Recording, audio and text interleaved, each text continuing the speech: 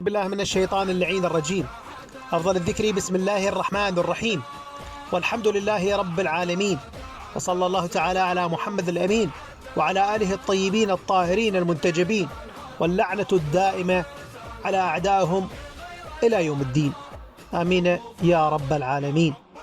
ولا عدوان إلا على الظالمين المبتدعين الدين المنافقين الذين دسوا أفكارهم الخبيثة في مذهب محمد وآل محمد.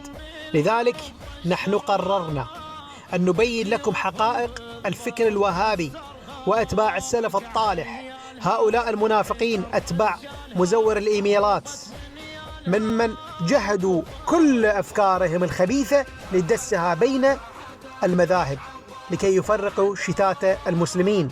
نحن نقول كسنة وشيعة نحن أخوين ما دمنا على نهج محمد وآل محمد. أما أنتم يا متسلفة يا وهابية لا عهد لنا معكم ولا لكم عهد، لأنكم منافقين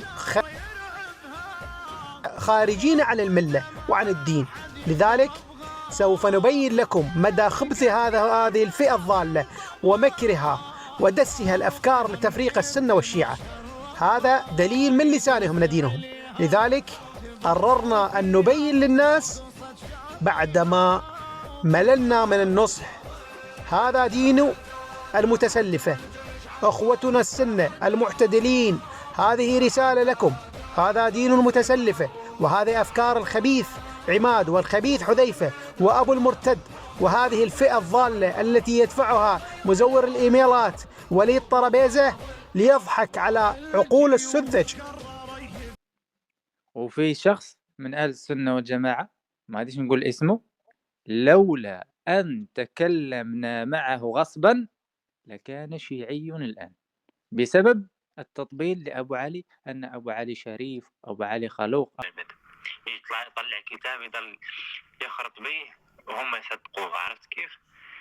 لا، لازم أطلع أن الشيعي عدو للسني.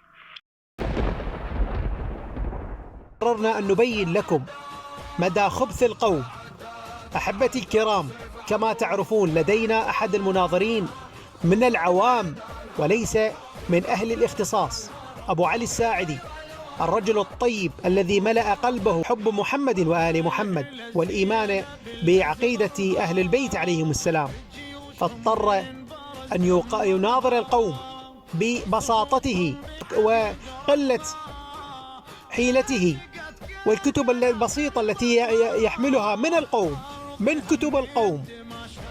ولكن هذا الإيمان وهذا الشيبة المباركة ألقمهم الحجر في عدة مناظرات، ولن يستطيعوا التغلب عليه إطلاقا. لذا استعملوا وسيلة التشويه الأعراف والعادات، وكما تعرفون أن كل منا له عشيرة، فاضطروا هؤلاء القوم أن يذكروا عشيرة السواعد، وقالوا أن عشيرة السواعد قد هربت. هؤلاء الأغبياء هم لا يعلمون أن السواعد فيها سنة وشيعة وغير المسلمين. لذلك هذه وسيلة الجبان الذي لا يستطيع الرد علميا، فاستخدموا هذه الوسيلة. لذلك هذا نتاج القوم، وهذا أفكار القوم، وهذا مستواكم. فكيف تريدون أن تهزموا مطاع الساعدي وأنتم لا علمية لكم؟ العوام غلبوكم، فكيف بأهل الاختصاص؟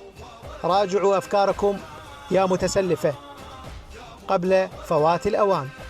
والسلام خير ختام، والحمد لله رب العالمين، وصلى الله تعالى على خير خلق الله أجمعين، محمد وآله الطيبين الطاهرين المنتجبين. لعن الله أمة قتلت، ولعن الله أمة ظلمت، ولعن الله أمة سمعت بذلك فرضيت به.